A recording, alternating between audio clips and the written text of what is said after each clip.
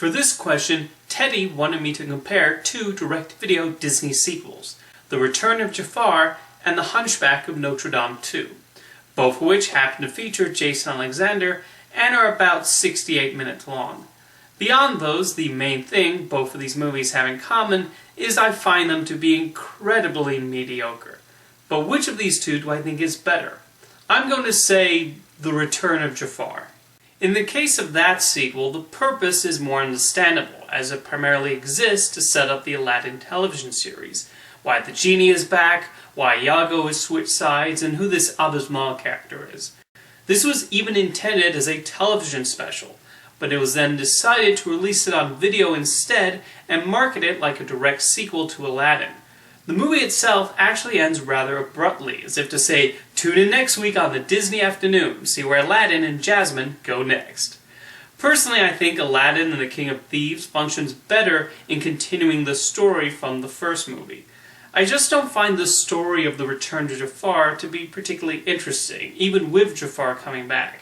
The songs are largely forgettable, although Alan Menken is admittedly a tough act to follow. For some reason, they decide to give Iago not one, but two songs to sing.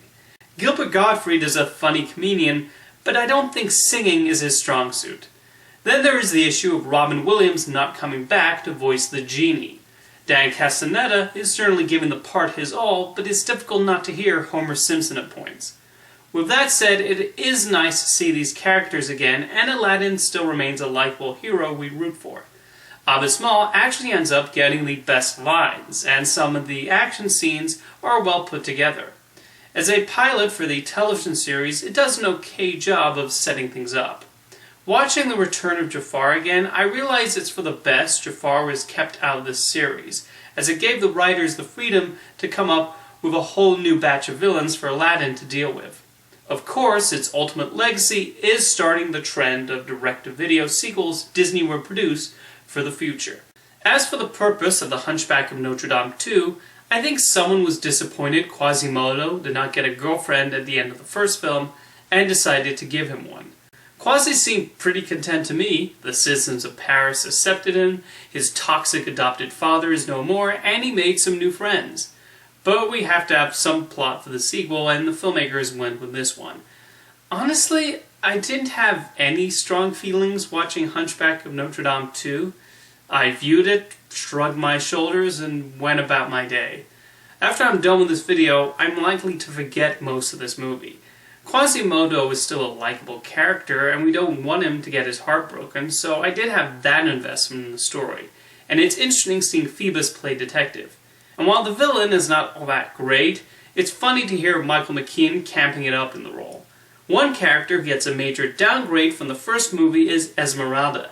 She is barely in the sequel, and she does show up, it's mostly to scold Phoebus. We spend more time with Phoebus and Esmeralda's pipsqueak son. The film's message is a little confused too.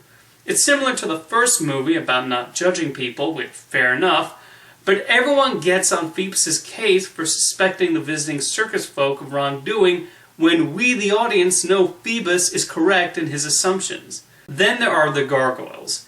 I have to admit, I don't mind them in the first film as much as I used to. I think they serve a purpose of being someone for Quasi to talk to. It's just their musical number is out of place. In the sequel, they are far more obtrusive. One of the criticisms lobbied at The Hunchback of Notre Dame is how the movie seems unsure whether to make them part of Quasi's imagination or not. No ambiguity in Hunchback II, they frequently interact with other characters. Ultimately, The Hunchback of Notre Dame II is a harmless but otherwise inconsequential sequel. At least The Return of Jafar has the excuse of being a prelude to the Aladdin television series. Hunchback II will forever be a curiosity piece for anyone who purchased The Hunchback of Notre Dame on Blu-ray. Yep, Disney actually paired the two films together. That's one way to get people to buy the direct-to-video sequels.